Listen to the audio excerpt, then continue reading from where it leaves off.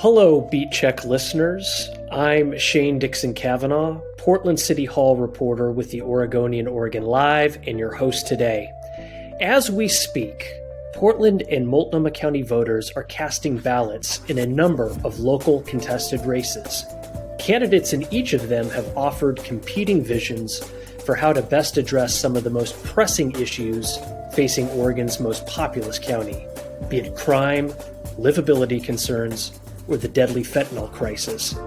In particular, the outcome in the race between incumbent Multnomah County District Attorney Mike Schmidt and challenger Nathan Vasquez, a longtime prosecutor in that office, could have a profound impact on key policy decisions and priorities in those areas, and also provide a telling look at where the Portland area stands politically after some of the most challenging years in recent memory.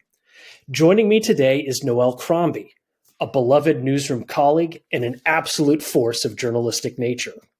Noelle recently led our coverage of Oregon's rollback of Measure 110, our state's experimental drug decriminalization law, and I believe that I can state with certainty that nobody has covered this Schmidt-Vasquez race as closely as she. So, Noelle, welcome back to the show, and thanks so much for joining me today. Thank you for inviting me, Shane. So, Multnomah County District Attorney race in 2024 is shaping up to be quite different than what we saw 4 years ago when Mike Schmidt received roughly 3/4 of the vote from voters in 2020. It was barely even a contested race at all then. Now we're seeing things that are dramatically different. I'm just wondering if you could set the scene for us right now with how things are shaping up in this race. I mean, Mike sailed into office in 2020 on a landslide, real clear mandate for his platform, which was very reform-oriented. His campaign back then really focused on the racial and ethnic disparities in the criminal justice system, and really focused on big picture criminal justice policy. This election, and it was barely, as you say, a contest. This time, this competition between Mike Schmidt and one of his own prosecutors, Nathan Vasquez, has turned into a really bruising battle between these two figures with very different ideas of what the role of the district attorney should be. I think Mike has sketched out he's maintained a big picture focus, very policy oriented. This is a guy who's really into public policy as it pertains to the criminal justice system. And he came from a state agency that really looked at the numbers and trends driving issues like incarceration, treatment of juveniles, or the handling of juveniles in the criminal justice system, Measure 11, mandatory minimums, etc. And he's up against a prosecutor who really wants to focus on the more bread and butter work of a prosecutor's office, moving cases through the office, focused on management of the office, focused on the work of the prosecutors who work in what is essentially one of the largest law firms. It is the largest DA's office in the state. And I think for Mike Schmidt, that means running an office of that size and stature means that he has a kind of platform for these bigger ideas that we're hearing about, that have resonated around the country for probably over the last decade, these issues of fairness and equity in the system. And when I've asked them questions about, should this be an office focused on those, sort of more Salem-oriented ideas, or should it be, really the day-to-day work of the prosecutor's office, they give very different ideas. Nathan really sees it as a management position, and Mike sees it, I think, as a way to look at bigger systemic issues. And so those two ideas are, we're hearing a lot about them, and this race has been historic for a number of reasons. One, these races historically have been sleepy affairs. No one is really in Oregon given a lot of thought to the role of the district attorney and to district attorney elections. These tend to be overlooked and really almost formalities. It tends to be an heir apparent who's come up through the ranks of the office and then secures the top job after a DA retires. That's generally how it's played out, with the exception being Washington County, where we've seen a highly contested race. But this race in Multnomah County stands out for that reason. This is the fiercest contest we've seen in Multnomah County in the district attorney's office. And it's also raising a lot of money. Money is flooding into this race. I think each of the candidates has exceeded $1 million. They're getting money from very distinct groups. Our analysis has found downtown business interests are heavily backing Nathan Vasquez, and Mike Schmidt is seeing a lot of money coming from outside of the state, including organizations with ties to George Soros, who has long been a philanthropist and a investor interested in criminal justice reform and progressive-minded prosecutors like Mike. You mentioned earlier and made the observation that arguably the Multnomah County DA's office is effectively the largest law firm, one of them in the state of Oregon. What is the current state of that office where you have the boss, Portland's top cop, being challenged by essentially a subordinate of his? What has that done to the office, just having this very heated contest, and how's that playing out within the building itself? I think that's a really good question. I think if we had this conversation maybe a year ago, I would have considered the inner workings of a DA's office to be pretty inside baseball. But at this point, it's emerged clearly as an issue in the campaign. We know that the district attorneys, that the association or the union that represents prosecutors in the office has backed Nathan. He is their longtime colleague and is a supervisor who's been well regarded by prosecutors in and out of the office. I think what my reporting has shown over the past year is there's a real split within the district attorney's office. There are people who feel that Mike Schmidt has been absent from the day-to-day workings of the office, and that they feel that has left the office without clear direction, and without a figurehead present in the office on a daily basis. And there are others, though, in the office that think that Mike has done a really admirable job of moving the needle on some policy issues, and they respect and want to see him win a second term. I've talked with people on both sides of that issue, and I think that makes for a very tense work environment. And I recently saw a letter from the union representing the prosecutors saying that they really had concerns with some comments that Mike had made to me in my reporting of a preview of the race, which ran a couple weeks ago. And in my interview with Mike, he said, I had asked him, if you win, do you see how will you manage your relationship with Nathan Vasquez? And he said, I feel like it's going to be really hard for us to work together at that, if given the bitterness of this race, and that Mike would be taking a look at leadership in his office if he in fact wins. And I think that sent a message to some prosecutors. It made them nervous. It has made people anxious that could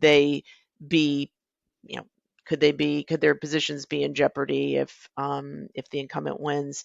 And they sent him a letter stating their concerns about that in the past few days. So I think that it's been a real distraction. Everyone I've talked to seems very eager to have this race settled, so they can move on. The inner workings of that office have really played out in some pretty high profile ways, with people at the top of the office, managers calling into question some of the decisions that Mike has made. Now, Nathan has spent his entire career at the Multnomah County DA's office.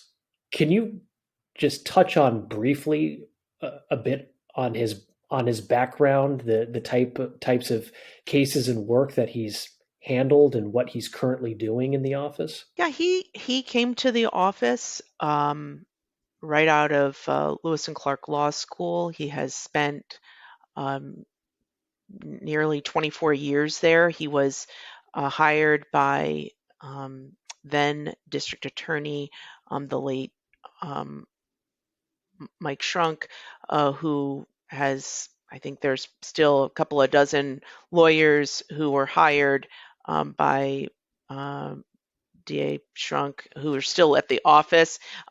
He had a long legacy there and is a kind of iconic politician in the county, and so Nathan Vasquez is one of the people who were hired in that era, and he worked through the ranks, worked up the ranks in the office, as prosecutors tend to do. He's handled all manner of cases, many of them high profile, and in fact that is, I would say, at the heart of Nathan's of his pitch to voters. And I've gone out with him and with Mike Schmidt door to door and heard their elevator pitch to voters. And central to Nathan's is his experience. He is there to advocate, he says, for crime victims. His long experience prosecuting murder cases, and other sensitive cases are really, he presents them as his chief qualifications for the job. And and I've talked to crime victims who have felt that Nathan has treated them with high regard, that he's really been there for them during really some of the worst days of their lives. And I think he is trying to present himself to voters as someone who would continue that kind of advocacy on behalf of crime victims if he is elected. Now, I've known Mike Schmidt and Nathan Vasquez both for quite a number of years. But one question that I have still, and I have never asked Vasquez this explicitly, and maybe you can provide some insight into this. With a lot of longtime prosecutors that sort of climb the ranks within the office, they might be sort of politically ambitious or have their sights set on maybe one day becoming district attorney themselves. Is that the case with Vasquez? Is this something that he has kind of had in his sights for a long time, or and if not, what got him into the race at this moment, and why him? Yeah, I think that's a great, it is an interesting question. It's a good question for both of these candidates. Why do they want this position? And I've asked Nathan that, and he says, he never imagined that he would be the elected DA. He wasn't really particularly interested in politics. In fact, he wasn't there are elections that he sat out according to his voter record. He was a disaffected voter. He described it in some years, and he said the decisions and the management of the office by Mike Schmidt prompted him to reconsider and his goals and whether or not he should pursue elected office. And in his telling, he says that it was Mike's handling of requests for commutation by people who are incarcerated. It was Mike's review of those cases, or as Nathan would say, his lack of a review, that prompted Nathan to decide to run. He said that was kind of the final straw for him, and that's what pushed him over the edge. When you ask that question of Mike, because Mike has said that he gets comments from very angry voters when he's out in the community occasionally. Those he said have died down, but he still gets them, and the message that people relay is that he's destroyed Portland. He is, both of these men have, families, school-age kids, spouses. They live in Portland, and it just, I asked Mike, why run again? And his answer to that is he has work left to do. That there are programs that he's gotten off the ground. There's a specialty court that's focused on reducing the incarceration of people who are accused of crimes that typically come with mandatory minimum sentences. And candidates for this specialty court end up in an intensive probation, which has shown some promise around recidivism. And so I'd like to continue with that program. He's got ideas around domestic violence, improving domestic violence, the handling of those cases and the connections to victims of domestic violence. There's a program that he wants to institute that reduce barriers to people who are homeless when it comes to getting housing. So, some of those barriers include criminal backgrounds, and he would like to work on a program that kind of addresses those and moves people toward housing. So again, his pitch is really largely remains a policy one. He is does not dwell on the day-to-day management of the office. When you talk to him, he really remains focused on these big ideas that are more systemic in nature. As we mentioned earlier, just 4 years ago, Schmidt won office with more than 3/4 of the vote, 75%. I mean, it wasn't even close. And within the next day or two, he could be run out of office. There is a chance of that happening. How have you how do you make sense of that? As a reporter focused on crime and criminal justice issues, I mean, what is that shift? How are you sort of interpreting that, and what is that indicating for you as a reporter? I view it in a similar way as the shift voters made around Measure 110 decriminalization. That also enjoyed support in Multnomah County 2020. We saw voters turn against that, or the public turn against that. Polling showed that they grew to really be disillusioned with Measure 110, the decriminalization of possession of small amounts of street drugs. And in 2020, we saw Mike elected on a landslide, and now we're seeing voters with feeling that their priorities have shifted since 2020. When you talk to them, and I shadowed these guys on the trail with just regular constituents, people, door knocking, issues of crime, concerns around the identity of downtown, the safety, and the kind of overall feeling around downtown, and whether or not it's a safe place to be. Small businesses experiencing repeat instances of vandalism, public drug use, which people remain deeply concerned about. These issues have really these were top of mind and vote for voters, and we see that in the polling that we've done, that the Oregonian has commissioned, that we've been writing about for the past couple of weeks. These are top of mind for voters, and voters can't influence who's the police chief. They don't have a control. They have kind of limited control around how they can respond in terms of criminal justice, but they can elect a DA. And so I think that is why this issue is drawing some attention, that this is perhaps one way that people can express their concerns around these issues that are of deep concern for them.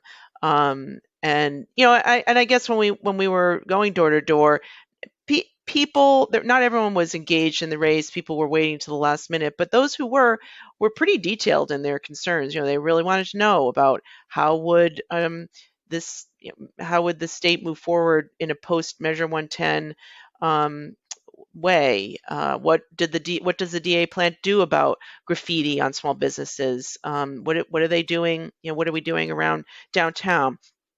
I just think there's been to use a phrase I think our colleague Zane has used, a vibe shift for voters, and we're seeing that play out in this race. Coming back to some of the recent polling our newsroom has done on top concerns and issues for Portland area voters, but also we polled this race in particular to see sort of where the candidates were in the minds of the electorate a couple of weeks out from the election. And on the one hand, the results, and you can talk about these a little bit more if you'd like, Noelle, did not look particularly good for Mike Schmidt at the moment. At the same time, what surprised me almost as much as his sort of dismal poll numbers at the moment were still the huge number of likely voters in Multnomah County that appear to not have a fully formed opinion on either one of these candidates. Can you talk about that a little bit more? Yeah. The polling showed that Nathan Vasquez holds, or at the time, held a significant lead, and that there was a correlation with the percentage of voters who said crime and drug use were their most pressing issues. Those voters tended to favor Nathan Vasquez significantly over Mike. But you're right. We had, I think it was 19%. It was 50 to 31% in favor of Vasquez, but still 19% undecided. And that was after pollsters presented some pretty basic information about the candidates based on information that they could find in the voters pamphlet. So, when I spoke with John Horvick, of DHM Research, who conducted our poll, he was pretty clear that, look, this shows that Mike Schmidt has got some significant challenge, that there's an opportunity for Nathan. However, he really was cautious not to count out Mike, saying that, it was clear at the time that people hadn't formed their opinions about the candidates. And I think, we're seeing the candidates try to make their case here as the hours wind down with some extremely aggressive advertising and trying to frame each other's candidacies. And make that pitch to voters about who is best to serve in the position. Yeah, I mean, talk a little bit more, if you'd like, about just how bitter and nasty this race has become. And it's gotten almost fairly personal in some ways, too, it feels like, both in terms of how the candidates are talking about each other in forums and debates, including the one that you co-hosted with KGW recently, but also in terms of just the flood. I mean, it's a tsunami, maybe that's a little hyperbolic, but the advertising in terms of mailers and TV for both of these candidates has been humongous, and it has not been particularly pleasant either. Yeah, I mean, I think it's been very bitter, and you're seeing them try to really, label the other. I think we've had Mike associate Nathan with, basically, his one flyer linking him to Rudy Giuliani and Trump and MAGA interests. And I mean, Nathan's not a Republican, and he our efforts to look at, my colleague Amy Green and I really dug deep into the donor base, and we did not see evidence of this groundswell of Trump-oriented interests backing Nathan. But that, you've heard a lot about that from Mike, and heard about Nathan blaming Mike for his handling of the review of a man who has been linked by investigators to killing women in the Portland area, and kind of blaming Mike for his role in that man's eventual commutation. I mean, it's just been a really bitter, ugly race that has been personal. I think they are pretty snippy with each other in public forums, and it's a hard fought race at this point. I don't know how that's going over with voters. It's a nonpartisan race that Mike has been also clear in his advertising to make clear that he's a Democrat. Nathan is an unaffiliated registered. He's registered unaffiliated. So, but voters perhaps don't realize that it's not a partisan position. But I see Mike has made a lot of his Democratic ties, links to Democratic leaders' endorsements, etc. I mean, there's not a single piece of campaign literature that I've seen, and you can even see it in Mike Schmidt's yard signs, that he's putting linking his candidacy to the fact that he's a Democrat specifically. And I've highlighted this a couple of times only because of the fact that this is a nonpartisan race, but the district attorney has tried to very much make it a partisan contest in some regards, and I think that warrants some attention and raises questions as to why. And what I'll say about that too is, again, these are races that typically have very low interest. People don't typically track or follow these DA's races. They don't necessarily know they're nonpartisan. They are, again, they're kind of just a formality. And so I've found it interesting that that party is emerging as a feature in this race, given that hey, many voters may not realize it's nonpartisan. And you have spent an extraordinary amount of time in the recent months talking with both Mike Schmidt and Nathan Vasquez, doing in-depth interviews. I mean, literally going door to door as they're canvassing neighborhoods, trying to drum up support. You've talked with dozens and dozens of people, both supporters and opponents of each candidate, political observers, criminal justice experts. I mean, the reporting that you've done in this race and with these candidates has really been extraordinary. And sort of bringing that all together, I'm wondering if you could just sort of give our listeners a sense of, we'll start with Mike Schmidt and then we'll go to Nathan Vasquez. But like at this point in time, what do you see are Mike Schmidt's greatest strengths or assets in this race right now, and similarly his greatest weaknesses?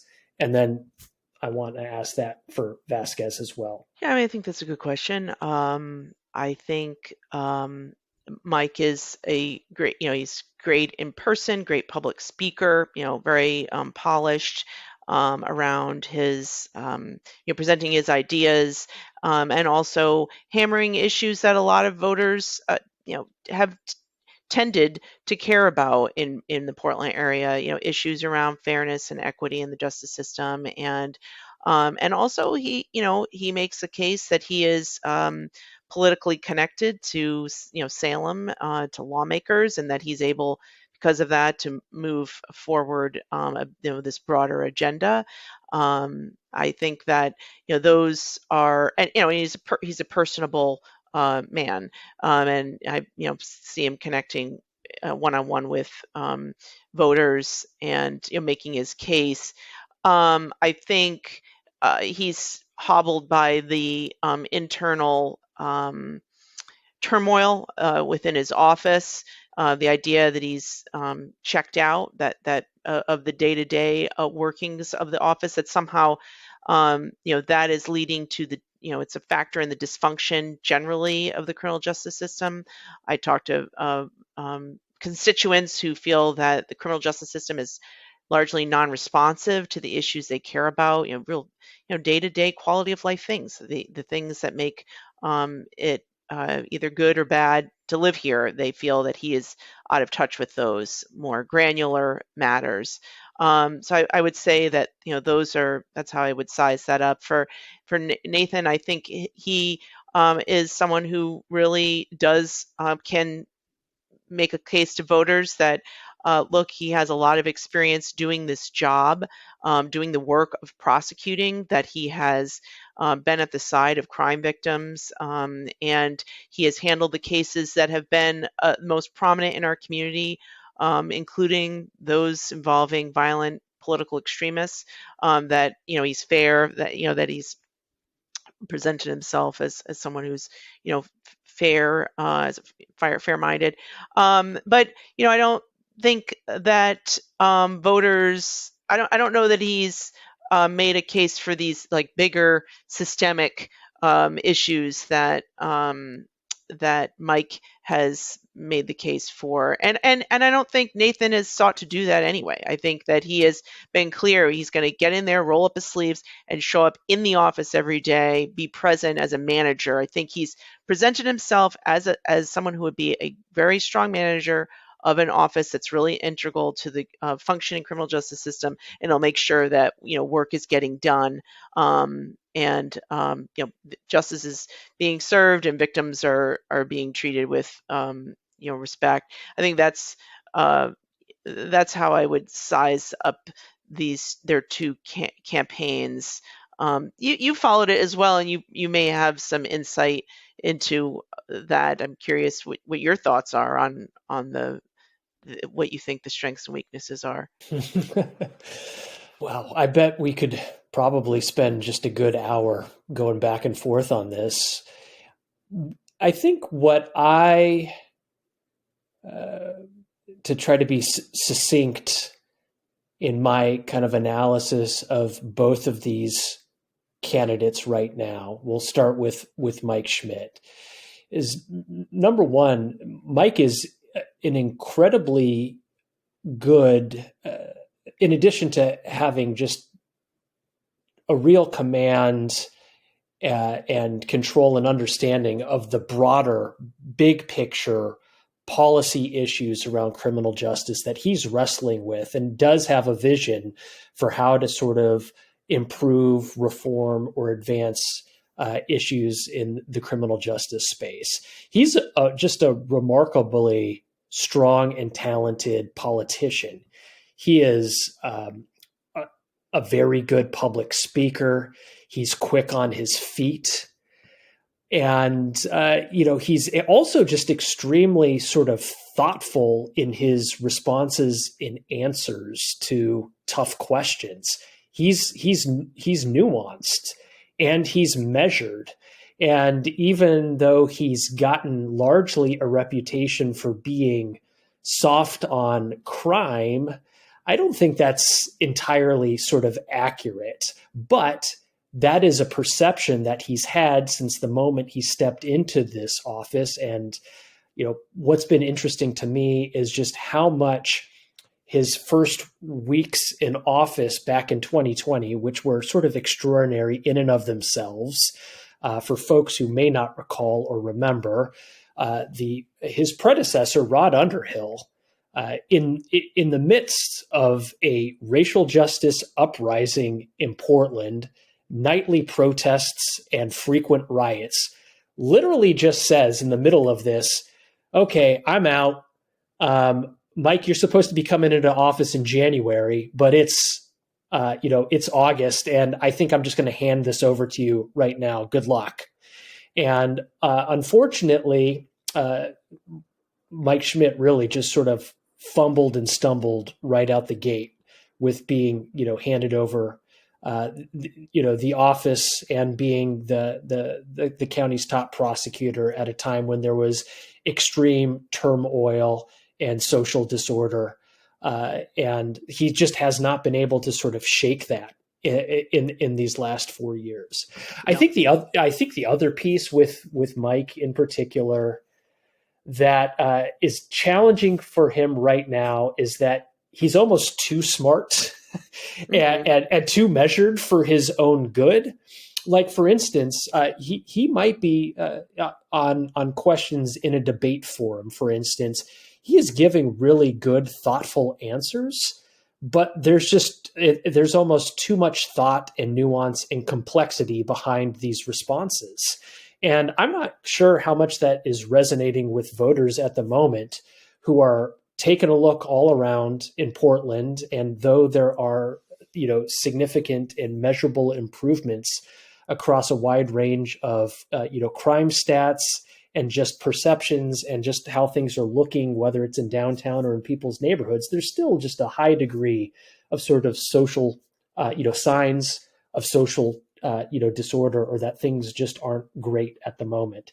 And that's where I think Vasquez has a real strength, and it almost makes his job somewhat easier because his message is succinct, it's straightforward, and it's kind of what a lot of folks who are concerned about crime and livability and open drug use right now want to hear. And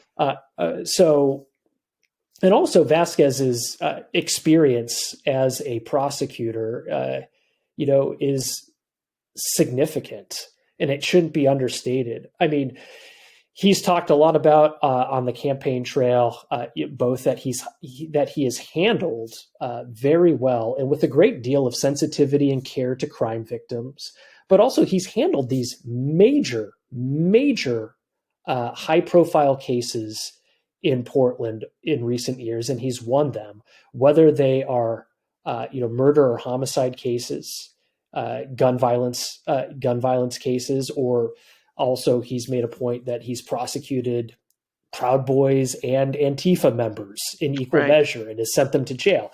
But, one of the other things that, and I first got to know Vasquez when he was really doing a lot of work with the office's strategic prosecution unit specifically, and focused on property and livability crimes and looking for ways in which you could build cases around sort of repeat offenders that were, committing the same types of crimes over and over again, but actually figuring out a way to bring forth a good prosecution case where that could actually deter that activity from continuing. So he's also had a great deal of work and experience in these lower level crimes that for a lot of folks in Portland right now are sort of front and center in their minds. So, he has that experience as well. So I think that's that really sort of plays in his favor. And then also just the current political climate and atmosphere. I think that, he's of all those things that he's the wind if there is any at his back, is certainly the current atmosphere of an electorate that's frustrated and is in a completely different place than it was in 2020. We're looking at a totally different political landscape, and I think he would be the beneficiary of that if that holds up when people sit down at their dining room tables to vote. Yeah, but then having said that, the last thing I'll say that plays in Mike Schmidt's favor as well is that, and again, you see it very clearly when he won with 75% of the vote in 2020, that sort of ideologically and politically and really leaning into that connection to sort of, democratic lawmakers, leaders, and policymakers, that Mike Schmidt is more closely aligned to Portland's political proclivities, in generally speaking, and he's certainly leaning very hard into that in his campaign, which is why he's trying to play just sort of the partisanship and the ideological undercurrents of the race a little bit, because I think it probably is more closely aligned with sort of the values and politics of your average Portland voter in general.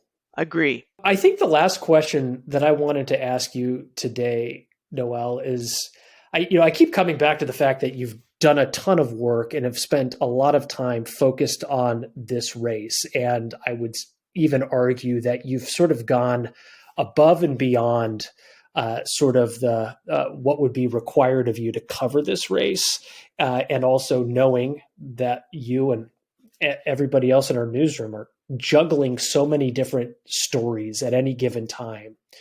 But why is it that you've taken such an interest in this particular DA's race, and why have you spent as much time as you have covering it? I think, I saw early on that this was going to be a really heated battle here, and I thought it was important. I'd been covering the political aspects of the DA's office for the past 4 years. I did a profile right out, after Mike's first 6 months, really looking deeply at what those 6 months were like for him, and so I had been tracking his tenure since, and really sensed about a year ago that this was going to be the race to watch. And so just laid the groundwork for, what I think has been pretty intensive coverage. I mean, I've covered it like a bead, basically. Covered it like we covered Measure 110. I mean, similarly, I thought this race was going to generate a lot of public interest, and also this is not an office that we've really looked under the hood at. It's just not been an office where we've really needed to do that, because the elections haven't been very particularly noteworthy, and there was so much that was being called into question this time. It just required a lot of attention, and we've done a lot of analysis of the inner workings of the office, and it just felt like that the race merited that. Noelle Crombie, thanks so much for your time today. Thank you. It's been a pleasure to chat with you today. Thanks so much for listening to Beat Check with the Oregonian. If you like this show, give us a 5-star rating and review on Apple Podcasts. It really helps people find the show, and tell a friend. Help spread the word.